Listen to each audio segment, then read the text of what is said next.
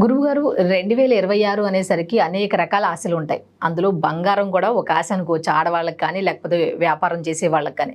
అయితే 2026కు సంబంధించి ఈ బంగారం రేటు పెరుగుతుందా? తగ్గుతుందా? ముఖ్యంగా ఈ పెళ్లిళ్ళ విషయానికి వచ్చేసరికి చాలామంది ఇటు బంగారం కొనాలా లేకపోతే పెళ్లిళ్ళు చేయాలా అనే సందిగ్ధంలో ఉన్న పరిస్థితి అయితే ఇప్పుడు నెలకొంది. దీని మీద ఏం చెప్తారు? బంగారం రేటు వాస్తవానికి గత 2020 ముందు పోల్చుకుంటే చాలా తక్కువ. 2020 అబోవ్ అంటే 20, 21, 22 అయితే డబల్ అయిపోయింది. అది ఓకే 48,000 ఉండే జస్ట్ 2020 19 39,000. ఇక 2008 నుండి 2012 మధ్యలో సుమారుగా 18,000 నుండి 28,000 లోపు ఉండేది. ఆ విధంగా 2015, 16 వచ్చేసరికి అప్పుడున్నటువంటి ఎకానమీ పరిస్థితులలో ఆ 2014, 15, 16కు మినిమం 38,000 ఉండే. ఇక అది టూ మచ్ అప్పటికి. అట్లా మనకు ఈ 2020 2018, 19లో జస్ట్ 38, 39,000 ఉండేది. 2020 వచ్చేసరికి 48, 50లో పడింది. 2020, 21లో మ్యాక్సిమం. ఏమున్నా ఈ 4-5 సంవత్సరాలలో విపరీతంగా పెరిగిపోయింది. అది డబుల్ పెరిగిపోయింది. అది ఎవరైతే 2010 నుంచి 2020 లోపు ఒక 20-30 తులాలు బంగారం కొనుక్కొని పెట్టుకున్నారో వారు అదృష్టవంతులు అని చెప్పుకోవచ్చు. సో ఇప్పుడు కూడా అదృష్టవంతమైనటువంటి విషయం ఏంటి అంటే ఈ 2026 నుండి 2036 లోపు బంగారం కొనుక్కునేటువంటి వారు అదృష్టవంతులు.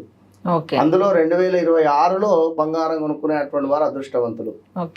సో బంగారం రేటు మనకు 2026లో ఒక 5 to 10% మధ్యలో తగ్గబోతూ ఉన్నది. 100%.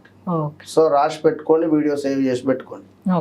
2026లో బంగారం రేటు తగ్గబోతూ ఉన్నది. మరి ఎందుకు అనేటువంటి ప్రశ్న మనం చూసుకున్నట్టయితే గతంలో 2015, 2014, 2015లో కంప్లీట్గా గోల్డ్ రేటు పడిపోవడం కానీ గోల్డ్పై ఒక బంగారాన్ని ఎవరు కొనొద్దు అనేటువంటి ఒక లైక్ ఏదో ఒక మనకు వచ్చినటువంటి దాఖలాలు. అప్పుడు బంగారం రేటు తగ్గింది.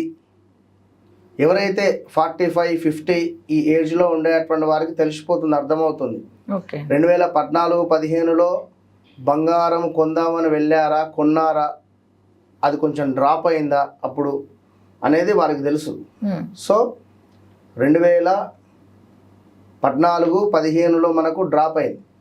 సో రాబోయే 2026లో కూడా మ్యాక్సిమం 5% కానీ 6% కానీ 7 కానీ 8 కానీ 9 కానీ 10% కావచ్చు తగ్గబోతూ ఉన్నది.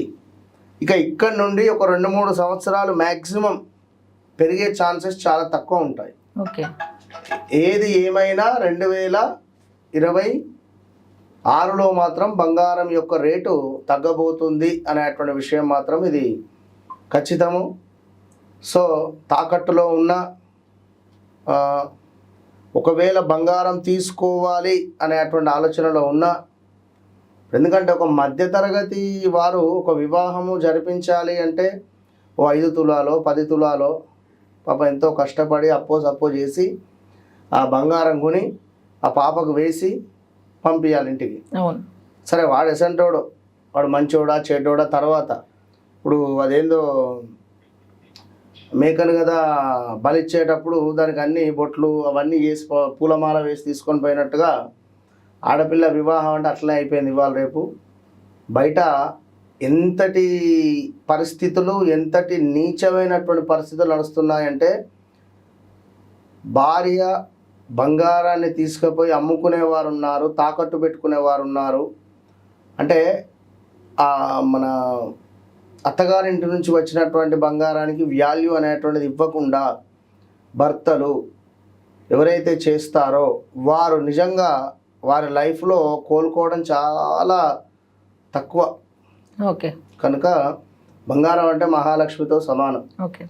సో మనం ముట్టుకోవాల్సిన అవసరం లేదు. బంగారం కానీ మన తోడబుట్టువులు కానీ అక్క చెల్లెళ్ళు కానీ ఎవరైనా వాళ్ళ సొమ్ము తిన్నా, వాళ్ళకు సంబంధించి మనం ఏదైనా బ్యాడ్ ఈవెంట్స్ చేసినా, వాళ్ళను హేళన చేసినట్టు మాట్లాడినా, ఇది ఇక మనం ఇక ఈ జీవితంలో బాగుపడము అంతే. ఈ జీవితం మాత్రం ఎండు. ఓకే. సంతానం ఉండకపోవడం, పిల్లలు ఎదుగు పొదుగు లేకుండా ఉండడము, పిల్లలకు సంతానం కాకపోవడం ఉంటుంది అట్లా. మొత్తానికి మీరు 2026 ఎలా ఉండబోతుందో అనడం కన్నా కూడా ఒక బంగారం తగ్గుతుంది అని ఒక మంచి శుభవార్తనైతే మా అందరికీ అందించారని చెప్పుకోవచ్చు గురుగారు. చాలా థ్యాంక్ యూ, ధన్యవాదాలు. మహాదేవ.